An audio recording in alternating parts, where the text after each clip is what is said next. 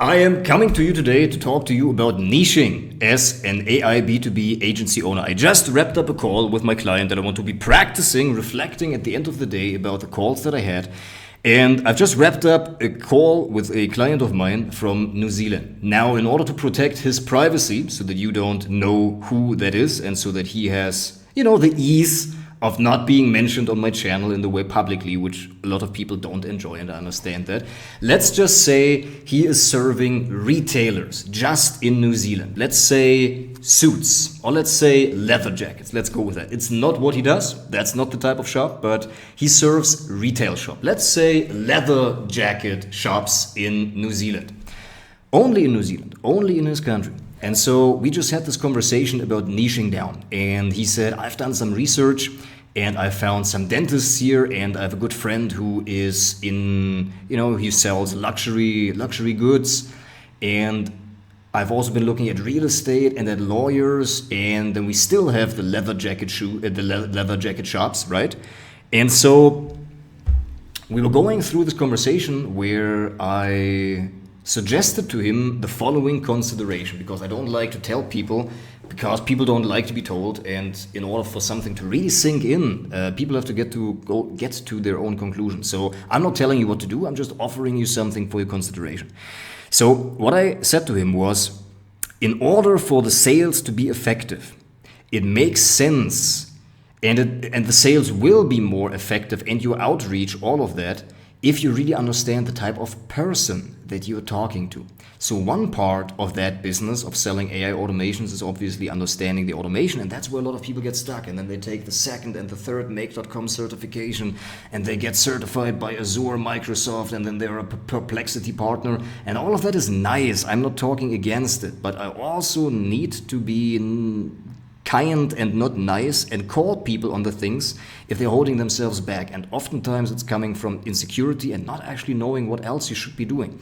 And I said to him also, if in doubt, do outreach. Like, if in doubt, talk to people. Go on Google Maps and look at all of the cities in New Zealand and look at leather jacket shops. And that's what you do.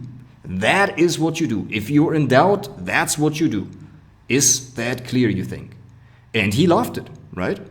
And so what I'm suggesting to you is the following, you as you're watching. It takes trust in order to get a new client. That is the hardest part in the business. Just take a look at yourself. If somebody cold messages you some kind of email on LinkedIn, you're like immediately disregarding that unless it's really good. Or unless it's really personal to you, or unless you feel there's some kind of effort that has gone into that. But if it's just one message, 3 paragraphs, ultra long, the person just explains everything about their business with a link or like with something, you're like, yeah, I'm not going to look at that, are you? You're not going to. And it's the same when you reach out to people. So if you get with somebody on the call, let's say a leather jacket retail shop just in New Zealand, I said to him, how about you do less outreach but more quality outreach? Meaning, talk to people like you really want to get through to people. That's what Mr. Alex Hormozi also recommends, right? First of all, talk to people like you really want to get through to people, meaning you know exactly who you're talking to. You're not like, he's a dentist, I can hit him up, maybe he needs one of those voice appointment setters. I could probably figure this out. And then I have an uncle in real estate, and maybe he needs like one of those social media things that writes blog posts for him. Let me hit him up. It's like, instead of doing that, say, I am looking every day for leather jacket retail shops in New Zealand. And I'm saying no to everything else, because at some point you will have to pick. And the difference between people who are actually successful with AI automations, they are the ones who don't overcomplicate it, who don't try to be cute, and who don't try to look for fulfillment in their business. We're like, I'm not sure, leather jackets, is that really gonna fulfill me? Is that really gonna be the ultimate thing, my highest calling?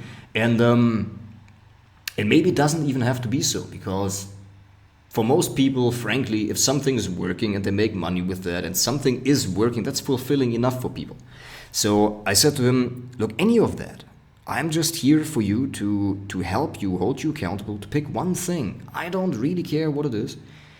we do want to evaluate that based on certain criteria. And for that particular automation that you're building, retail is perfect for that.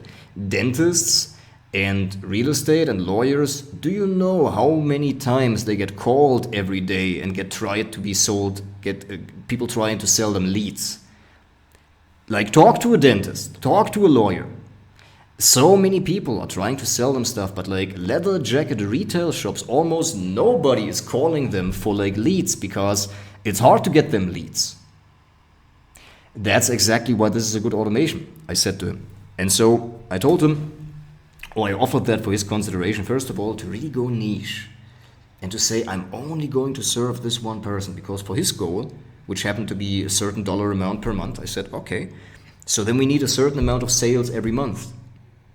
Do you think you can do that? Yes. All right. So then let's start with a fifth of that price, because you haven't really done that before. You haven't gotten much case studies. But that's exactly where the specificity also comes in. If you are able to articulate the problem of the person, you are more likely to gain their trust, which when you try to get into somebody's awareness, or rather gaining their trust, get them as a client or as a prospect for the first time, it is so important that you hit a certain amount of checkboxes that they have in their mind of like, can I trust them? Do they look all right? Do they sound all right? Do they understand my problem? That's the most important piece. The more accurately you are able to language the reality of that person, the day-to-day life, the more they believe that you have the solution, because frankly, in reality, the solution, like the problems always come with the details. There are always details that you need to understand to fully understand the problem. And so if you don't have the awareness of that, the person is like, well, but that's not the full picture. It's like, I'm not sure if you can actually solve this problem. Because, and maybe he is actually right for assuming that. So that's why I'm saying, in order to build the trust, it makes sense to be fully able and capable to articulate the day-to-day reality and the problems, how they actually show up in the business. Let's picture this, for example. The leather jacket retail shop. If you know and you've been in the niche for a while and have talked to people because you only talk to that certain type of person, you can say, well, I know that at some point potentially you have employed a store manager because you have figured out through many conversations that at some certain revenue level or employee headcount, they will do that.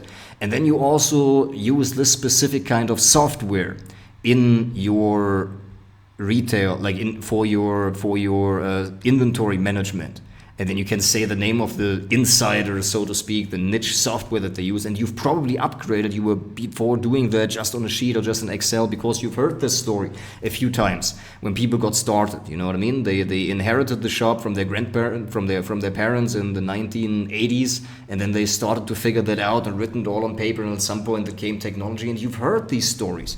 And then the person will assume is like, wow, this guy really knows the problem. And now picture this, when you then also sell to dentists and also say to lawyers, you have to be able to do that for their niches as well.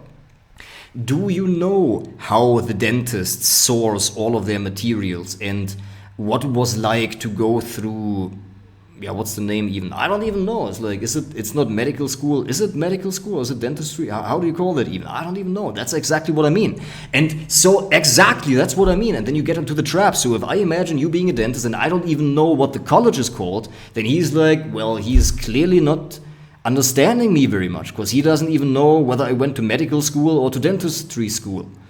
You see what I mean? In the same way as I've just stumbled upon my word here spontaneously, you will stumble when you don't know the person. And then you don't know the price points and the industry pains and all of that.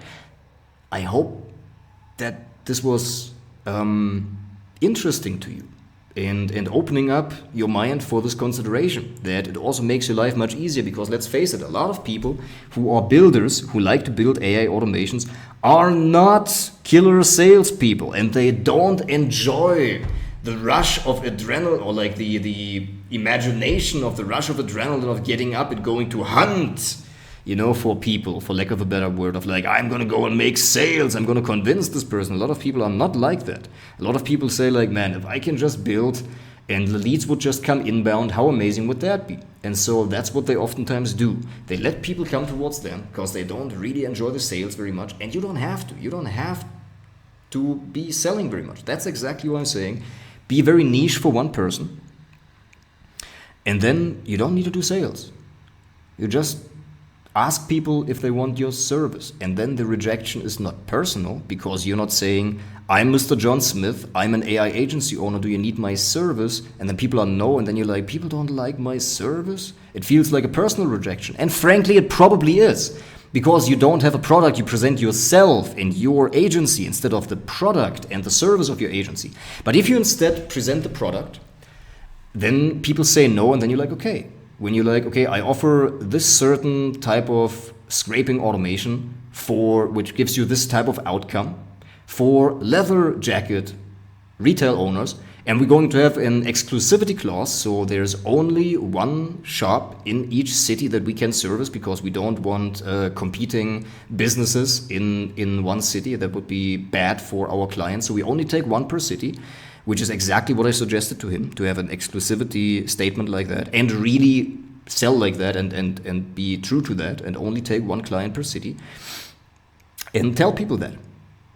And then you also, it's not a rejection of yourself. Then people just say, no, I'm good, I don't want the service. Much easier to accept as if you go in there and try to figure it out all anew. So the point being that I was making is twofold. First of all, it makes for a much simpler business where you need to do much less outreach, and you're going to enjoy the outreach much more because you're actually having quality of conversation instead of quantity. And frankly, it takes quality of conversation anyways.